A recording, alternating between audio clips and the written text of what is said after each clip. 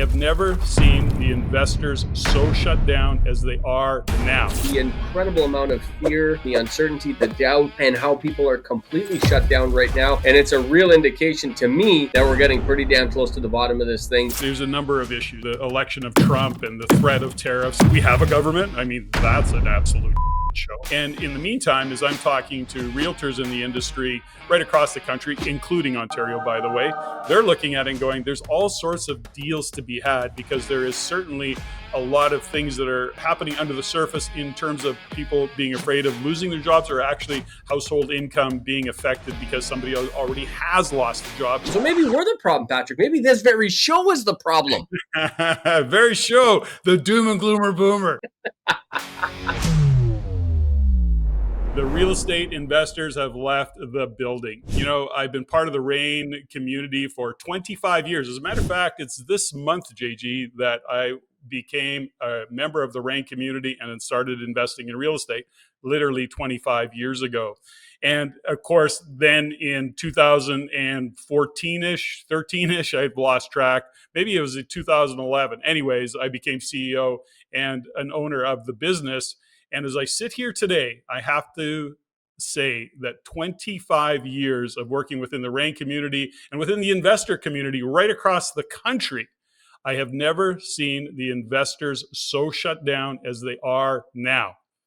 Crazy, including the RAIN community. I mean, how often do you and I talk about don't let emotions drive your decisions, stay away of the fear, the uncertainty, and the doubt, the FUD. Yet here we are today. I'm talking to many who are in the industry, realtors and mortgage brokers and developers, and they're going, Ontario is ice cold. BC, not ice cold, but very cold. Seems that the western provinces of Alberta, Saskatchewan, and Manitoba are the only ones that have it going on, and that's even pretty quiet. I don't know. What's your thoughts?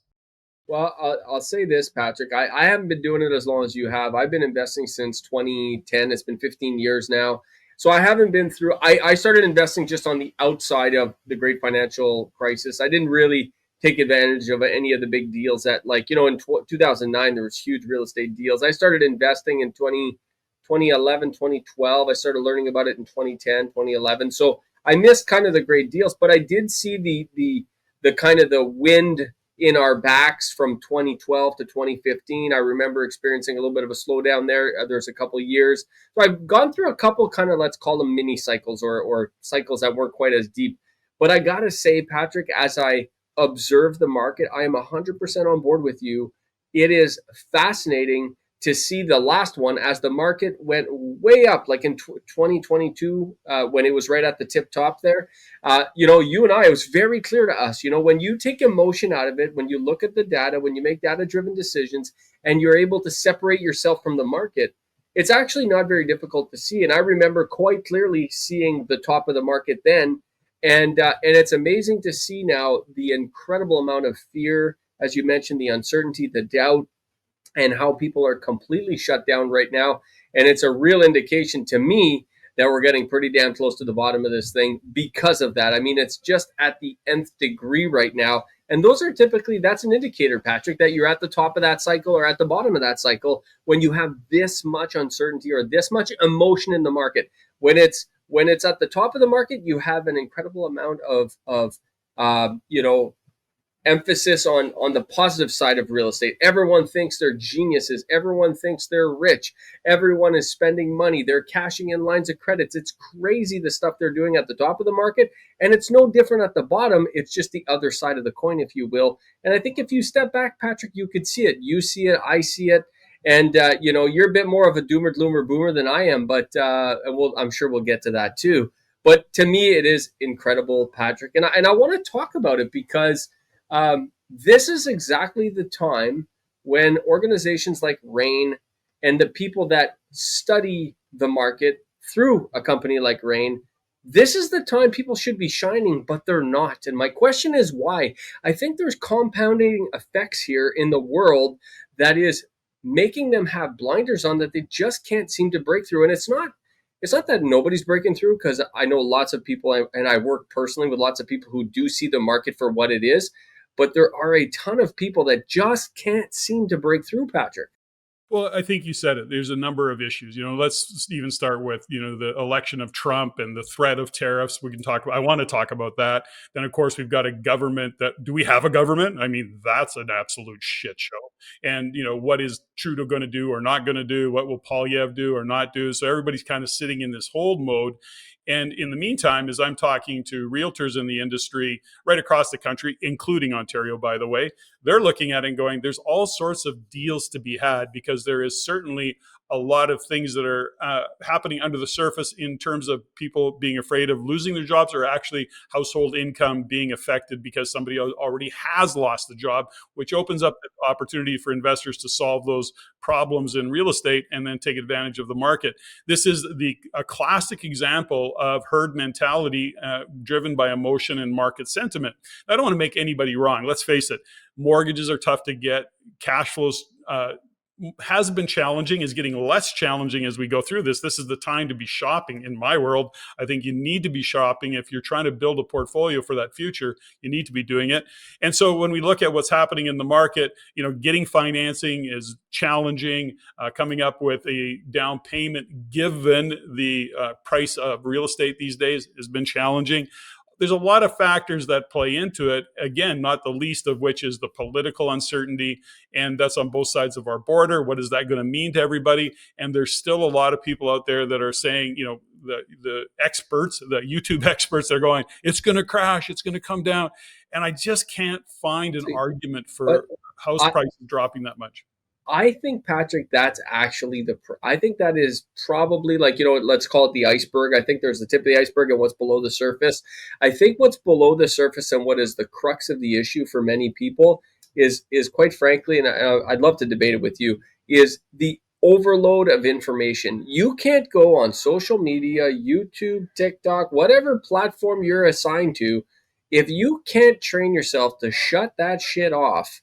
You are going to get so many variations and version of what's going on in the world that it shuts people down. And Patrick, I know because it shuts me down. I mean, people often say, and you've often said, like, JG's, I got a lot of positivity. I'm very positive, but I don't, if I'm on those platforms too long, I start getting shut down as well. And I notice it in myself. So I just don't go as often, right? I just don't go as often. I don't stay as long. I think that's actually the problem here, Patrick, because the shit going on in the world has always been going on in the world, man. There's always been shit. It's been shitty from day one. It's going to be shitty all the way if that's how you're going to look at it. It's been great from day one. It's going to be great forever if that's the way you look at it. But I think these perspectives that we get from so many people, so maybe we're the problem, Patrick. Maybe this very show is the problem. Very show, the doom and gloomer boomer. This is funny around all of it, right? But it does play into it. It weighs on you when all you're doing is reading bad news headlines or reading bad news tweets, and everything is a drama. Everything's a big deal. And just in case, just in the actual conversation of dramas, think about what's going on right now. Trump, he goes through the inauguration, and leading up to that, I'm going to tariff Canada. We're looking at it, and there's all this conversation and controversy around these tariffs. Trump is an all-star negotiator. This is just one big negotiating tactic. This is my view of the world. He's not going to impose tariffs. He'll do it, but don't. It's going to affect the U.S. as well. If our government can get their head out of their ass and just do what he asked, secure the border, shut down the fentanyl trade, make some effort to do that, we're good. He's actually not asking for anything else beyond that. People are saying, well, we got a national, we got NAFTA, and he's got to honor NAFTA. He's not suggesting anything other than limit the border, shut down fentanyl, we're golden. And so he's saying, and if you don't, we're going to impose tariffs. So he'll blow shit up because that's what he can do. And I think it's just a great negotiating strategy. Sadly, we don't have the leadership in place other than Danielle Smith in Alberta. And Danielle's doing a great job of creating relationship, talking to Republican senators, and really pitching Alberta as a leader. And out of all the premiers, she's leading the pack. I'm a huge fan of Danielle Smith. I think she's on the right track. And I don't know what to say about that. A lot of people disagree, but I definitely agree with Danielle Smith. And I think this whole Trump tariff thing is just overplayed right now. Listen, listen. he's a master at getting the headlines and obviously all that stuff, and that's what this is. I mean, everyone, and of course it's selling newspapers, it's getting clicks, and this stuff is worth more than ever. So they're playing it up as much as they possibly can, Patrick. And that's what I'm saying. Like, most of this stuff that they talk about and they predict, and there's all these predictions. I'm kind of, we just did the prediction show that we had, I think it was like 2 weeks ago, kind of thing. But like, everyone seems to have predictions nowadays. Everyone has a thought of what they predict on how it's going to go. The fact is, most of these people have no idea. They don't know. And this stuff is way overblown, way played out of proportion. And as a result, I think that this is what shuts people down. So I think people have to learn to put the blinders on more than take the blinders off. I think we have to learn to put the blinders on as business executives, as real estate investors. We have to learn to have a theory. You always talk about it. You got to have your, what do you call it? Your narrative. No, what do you call it? Narrative. No. Yeah. Narrative. Have your narrative. Yeah. Figure out your thesis. Your thesis. Yeah, totally. Have your thesis for what you think's going to happen, and then put some blinders on and go make it happen. That's the only advice I can tell people, Patrick. And stop listening to everything and everyone. I don't think it helps. Now, I'll tell you this about the fact is the way Trump's going to play this is, how would you and I play this as business people, Patrick? The fact is if we had a counterparty on the other side and we were looking to do business with, of course, we want to get the best possible deal for ourselves and our business or our country. But we are not at the expense of our company or our country, or we're going to do things. And it's going to be the same with Trump. He's going to push things as far as he can push things. But if he goes too far, it will negatively impact his country. And he won't do that, I don't think. I think he's got common sense, and I think he's got some shit. If you listen to his inauguration speech, and I wanted to ask you if you did listen to it, Patrick, because there's a whole lot of common sense stuff in there, and he really is pushing the common sense thing. And is it going to happen? We'll see. But so far, I got to say, I'm pretty impressed with the action taken on day one, day two. He has promised action, and he has taken action. I find that quite fascinating. So if you like these episodes and you want to learn more about what's going on with real estate in Canada, investing in real estate, and understanding how to invest in real estate the right way, head on down to the descriptions below. Follow those links.